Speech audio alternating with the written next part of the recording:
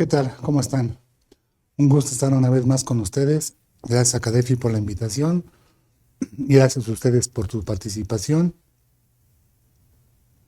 Como siempre, en la cuestión tributaria hay mucho que explorar, todavía mucho que conocer, que verificar, qué hacer, qué no hacer. Y esta sesión tiene que ver con dos temas que están muy vinculados. Van a ver, bueno, al menos eso es lo que yo percibí o yo presiento de estos dos temas, su vinculación.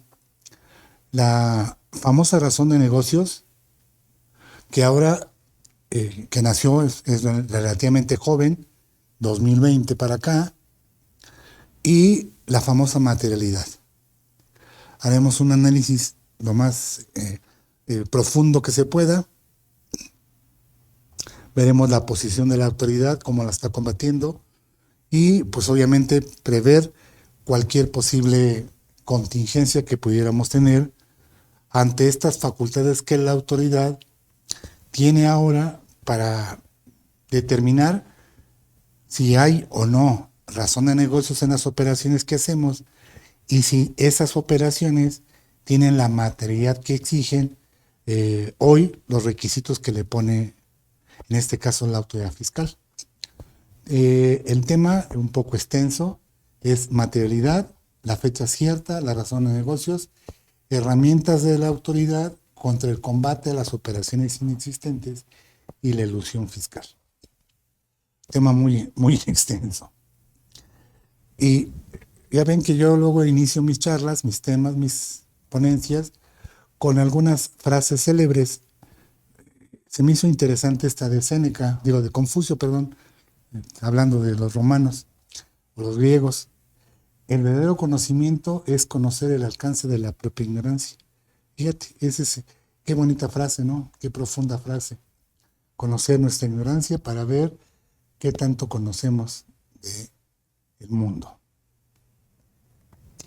Miren, el derecho fiscal o derecho tributario, yo lo llamo derecho tributario más que fiscal. Fiscal es el fisco, el Estado, que es el que se encarga de la recaudación de impuestos. Pero el derecho tributario es todo el ámbito que rodea a los impuestos, es decir, todo el aspecto que encierra.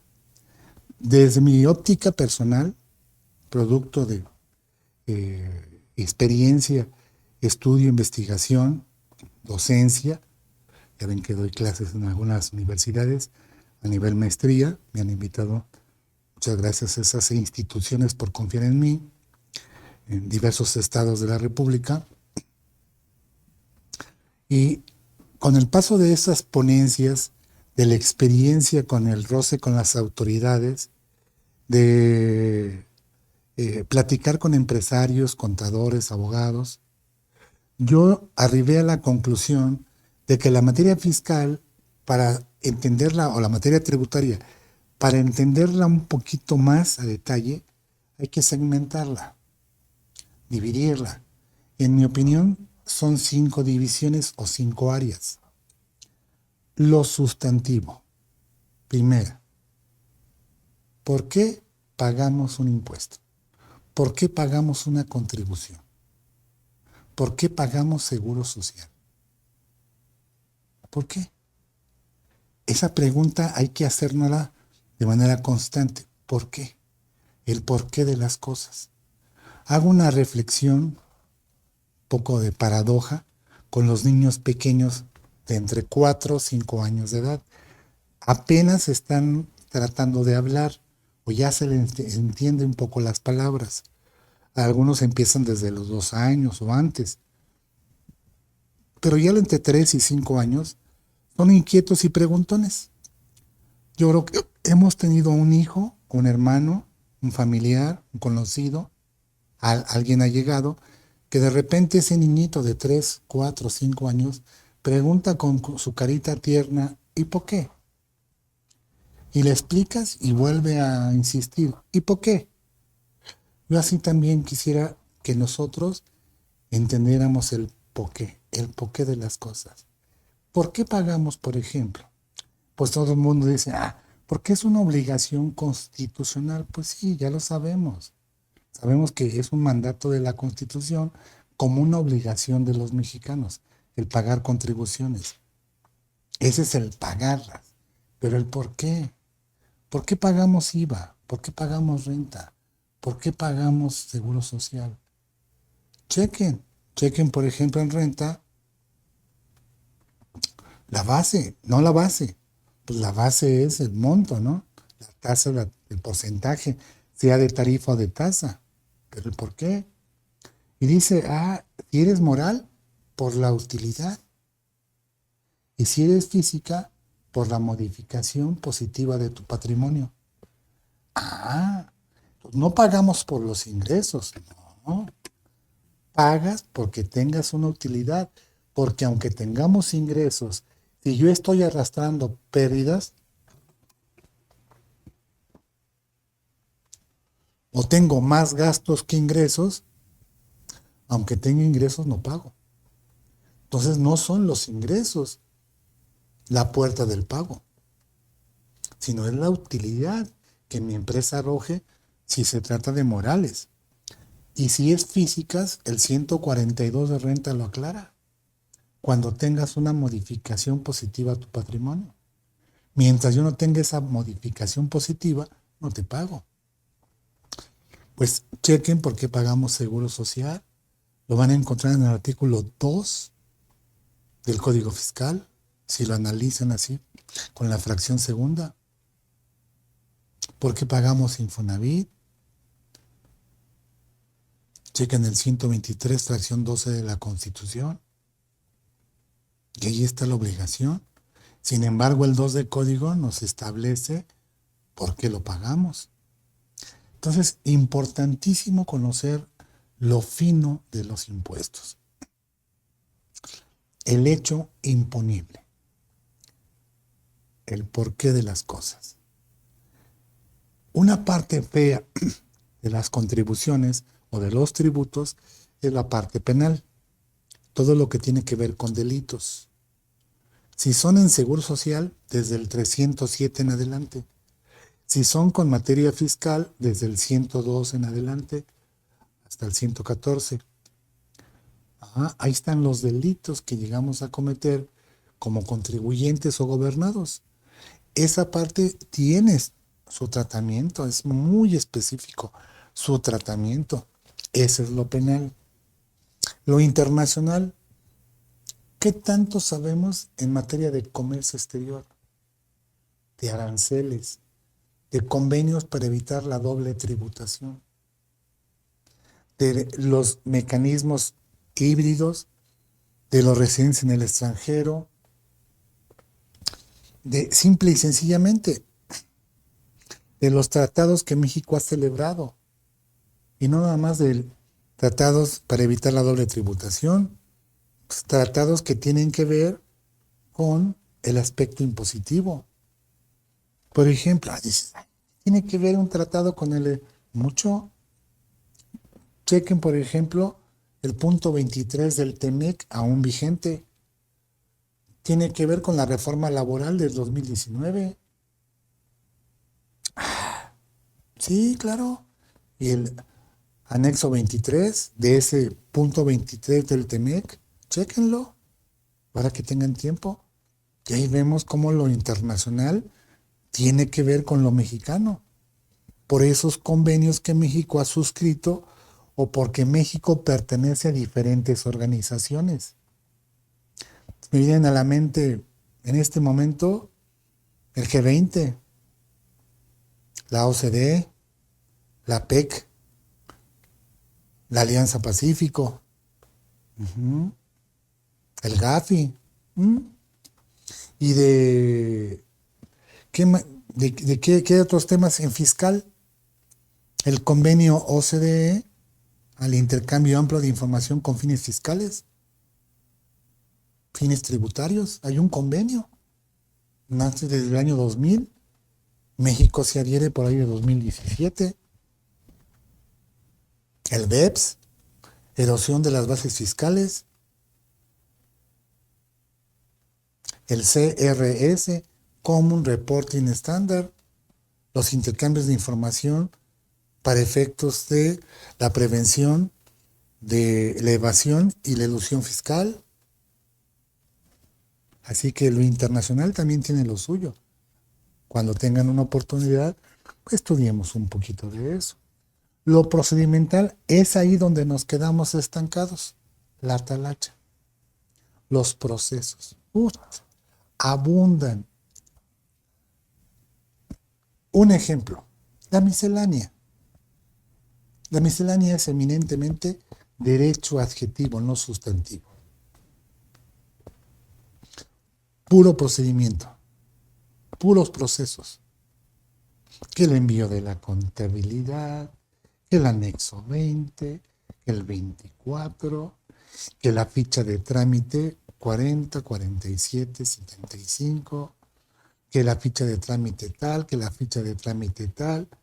Pues es tramitología. Hay más de 300 fichas de trámite. Me quedé hace muchos años en la 185. El año pasado había más de 300. No he terminado de revisar miscelánea 2025 para ver si se redujeron algunas fichas de trámite. Muchas ya cambiaron de número, ¿eh? Ah, sí, eso sí es un hecho. Esos son procedimientos. Los de código fiscal, muchos son procedimientos. La notificación, que el buzón tributario, que el PAE, que las visitas domiciliarias, que la revisión del dictamen, que, bueno, cuanto más tenemos procedimientos en código. Y finalicemos con lo procesal, la defensa. Profunda, fina, bien hecha, bien elaborada, tiene lo suyo. Por eso yo insisto que la materia fiscal, la materia tributaria, la debemos de segmentar para entenderla mejor, para poderla dimensionar en su extensión. Por ejemplo, desde la propia Constitución, los principios constitucionales de los tributos. El principio de la contribución, artículo 31, fracción 4. La obligatoriedad es un principio, estamos obligados. La equidad, todos bajo la misma hipótesis, ni unos más ni unos menos, todos, no hay distingo. La proporcionalidad en función de una capacidad contributiva. El destino de la contribución, ¿a dónde va a parar? El principio de legalidad que consagra el artículo 14 de la Constitución. No hay tributo si no hay ley, y el mismo 31 así lo manifiesta. Y el principio de definitividad. Cuando decimos, ya pagué mis impuestos, y me dicen, pues ya estamos del otro lado, yo te diría, espérate 5 años.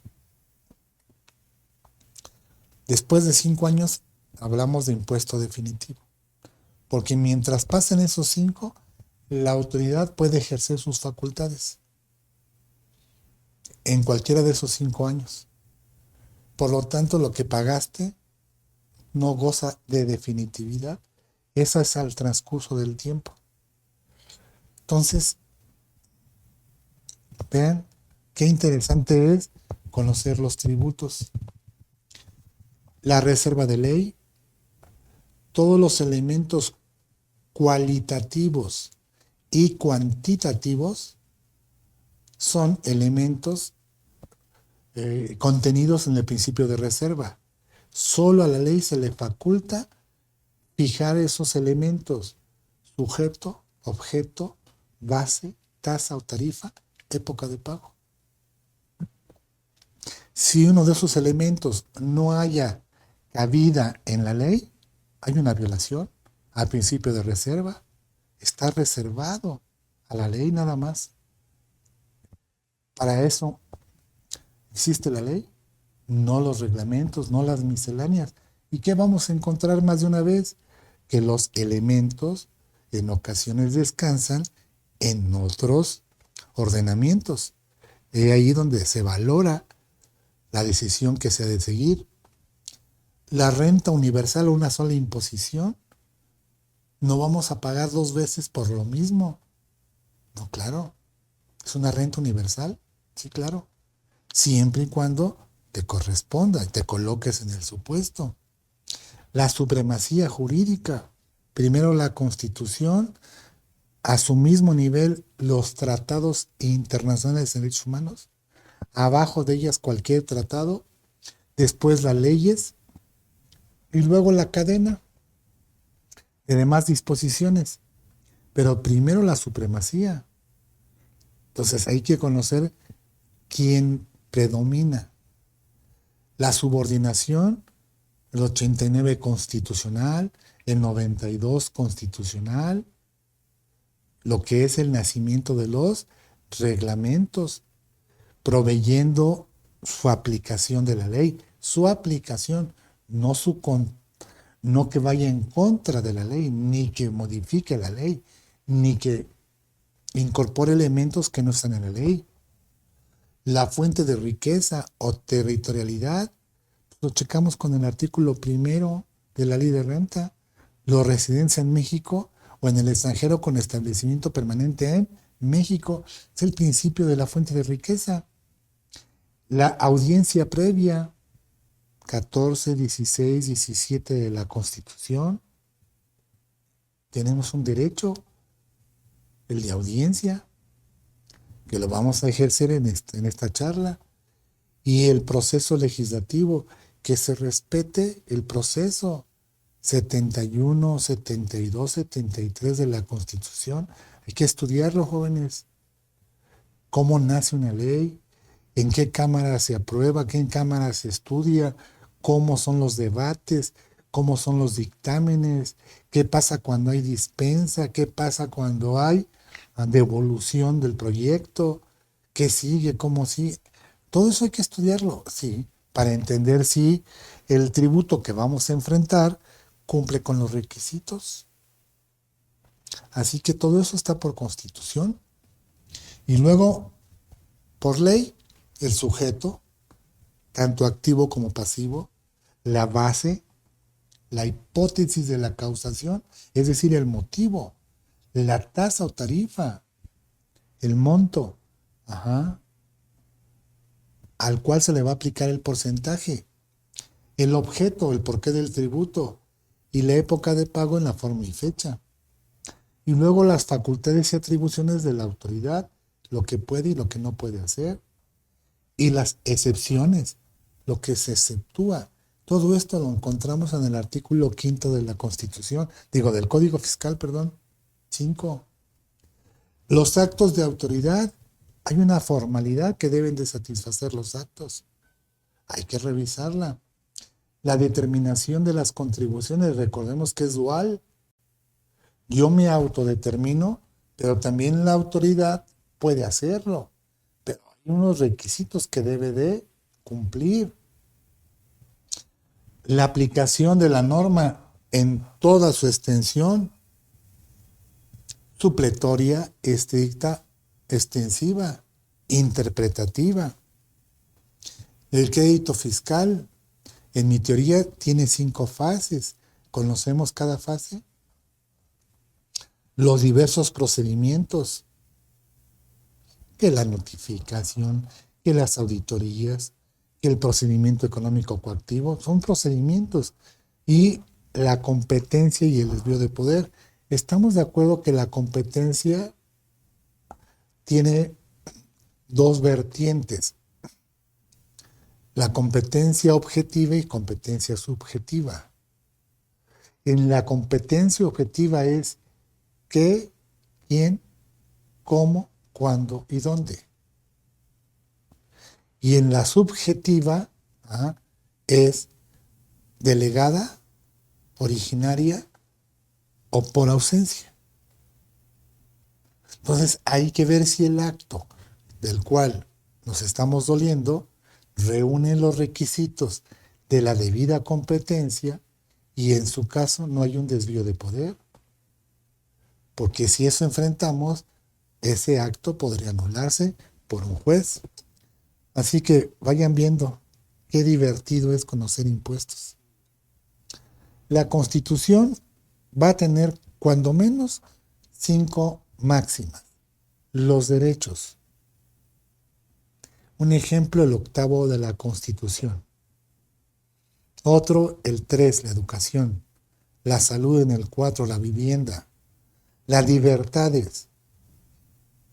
¿Tengo libertades? Claro. Libertad de trabajo, libertad de asociación, prerrogativas.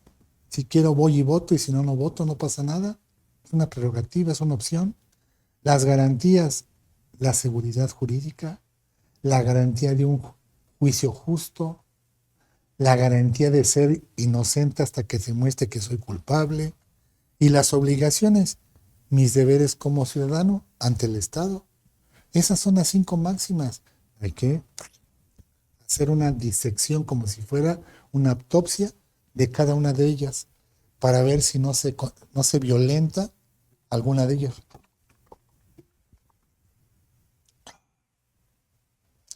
La obligación de contribuir ya la conocen, artículo 31, fracción 4. Contribuir al gasto público, ese es el destino, de manera proporcional y equitativa, ese es el requisito, y que dispongan las leyes, ese es el sustento, que dispongan nada más las leyes, ninguna otra norma que no sea ley. Indiscutiblemente es obligación de los mexicanos contribuir al gasto público. Sin embargo, esto debe de hacerse de acuerdo a lo que dispongan las leyes, es decir, realizarse con estricto apego a las disposiciones que nacieron del debido proceso legislativo, 71, 72, 73, 74 constitucionales. Ninguna contribución se paga por circulares, acuerdos, criterios. Digo esto porque el IMSS, como le encanta andar modificando las bases, no con la ley, con sus acuerdos del Consejo Técnico. Y recordemos que es una obligación mía determinarlo yo. Yo soy el que me determino. Artículo 6º, tercer párrafo del Código. Y en el artículo 15, fracción 3ª y 39 del Seguro Social, yo me determino mis cuotas sobre patronales. Yo calculo. Es autodeterminación. La autoridad puede ejercer sus facultades. A eso vamos. Y ahí está la obligación de contribuir contra la obligación fiscal. Una tesis un poquito vieja de la 10ª época, del año 2012, si no me equivoco. Sí, exactamente. En la página 1108 del libro 8º, mayo 2012. Y dice, bueno, pues te doy las diferencias entre la obligación de contribuir y la obligación fiscal. ¿Okay? Dice, la obligación de contribuir está en la Constitución y la obligación tributaria en la ley fiscal. Fíjense, los mismos jueces la separan. ¿Okay? Una es fiscal, ¿okay? La obligación de contribuir es prevista por la Constitución, la obligación tributaria prevista por la ley fiscal. Y las autoridades van a ejercer sus facultades. ¿Cuántas? En base, insisto, a experiencia, a trabajo de campo, en base a el roce con las autoridades y el desarrollo de soluciones, porque pues para eso nos contratan, para buscar soluciones. Yo, en mi perspectiva, encuentro 7 facultades. Hay autores que dicen que nada más hay 2, otros que hay 4. No quiero contradecir a nadie, todos tienen derecho a opinar, pero en mi opinión son 7. ¿Y por qué digo 7? Porque el primero está las de comprobación, donde está el artículo 42 del Código. Compruebo que hayas acatado disposiciones fiscales. Para eso utilizo varias herramientas.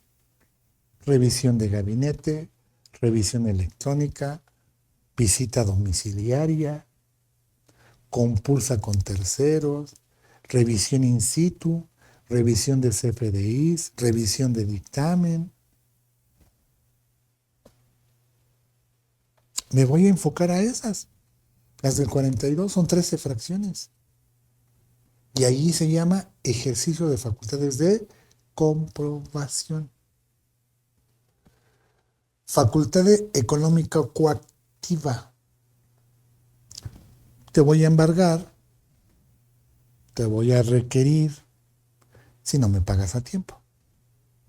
Te doy a conocer el acto, te doy días para que tú aclares, pagues o inconformes o no interrumpas, impugnes lo que te llegó. Si no lo haces en esos plazos y no me garantizas, tengo el derecho a ejecutarte. Y no lo hago con una de comprobación y de determinación. Lo hago a través de un procedimiento llamado PAE, que es excesivo, rudo, agresivo, doloroso, claro. Facultades de gestión. Pues el tema que vamos a ver hoy está dentro de facultades de gestión. ¿Ok? Lo van a ver durante el desarrollo de la marcha. Facultades sancionadoras. Si tú cometes conductas infractoras del 70 en adelante del código o del 304B de Seguro Social, pues te voy a multar, te voy a sancionar por no cumplir obligaciones, porque has cometido una serie de infracciones, o una o varias. Y entonces tengo el derecho de sancionarte, porque esa facultad se me confirió desde la ley. Ahí está otra facultad. Tenemos la facultad para emitir disposiciones. Lo vemos concretamente con dos ejemplos. La miscelánea. La miscelánea no es ley, no es reglamento. Son criterios, puntos de apreciación de la autoridad donde nos da a conocer tal o cual procedimiento.